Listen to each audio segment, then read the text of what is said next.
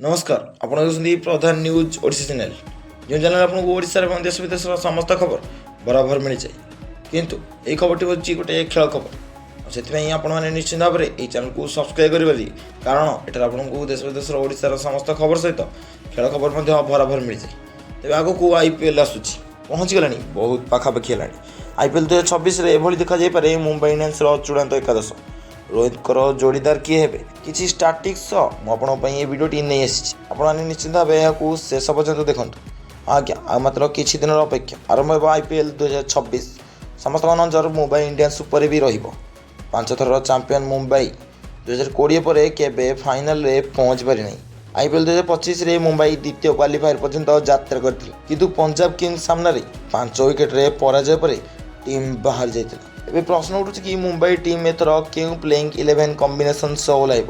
Rohit Sharma Mumbai चाराचा Rohit Sharma Mumbai Indians सबुठारु गुरुत्वपूर्ण खेलाड़ी मध्यरु जणे हेबे जे ओपनिंग रो भार संभाळिबे। क्विंटन डिकॉक 5 वर्ष पर मुंबई इंडियंस रे फेरुछंती जे रोहित सह ओपनिंग रो दायित्व संभाळि पारंती। उभय भल फर्म में रोचंती तो बोलर को कष्ट हो पारे। तिलक वर्मा और सूर्यकुमार यादव को सही बैटिंग पोजिशन मिल पारे जहाँ टीम इंडिया रे मिली। मात्र टी20 विश्वकप शेष मैच रे तिलक को लोअर मिडिल ऑर्डर रे पठा जाइतिला। तिलक जेकोसी ऑर्डर रे जेकोसी नंबर रे बैटिंग करि पारंती एवं बहुत भल बैटिंग करती सिचुएशन हिसाब से बहुत भल खेली पारंती। तिलक बैटिंग आपने देखिथिबे। मिडिल ऑर्डर रे विल जैक्स जबरदस्त फॉर्म में अच्छा जे कि विश्वकप रे 167 तूफानी स्ट्राइक रेट रे 226 रन कर पुणी विकेट नबारे से सिद्धहस्त। तांपर अधिनायक हार्दिक पांड्या एवं पर स्पिन बॉलर ऑलराउंडर नमन धीर को सुजोग मिल पारे। नमन धीर को मुंबई 5.25 कोटी टंका retain करथिला।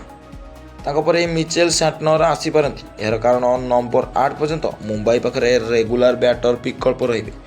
Will Jacks Mitchell Santner एवं नमन धीर 3 स्पिन बॉलर विकल्प होईपारे।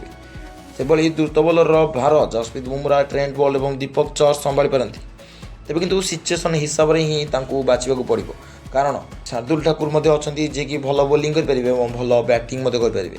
हार्दिक पांड्या बोलिंग भल कर किंतु 3टी बोलर खेलवा अपेक्षा कौ सिचुएसन किपर दरकार से हिसाब से खेलवा पड़ो।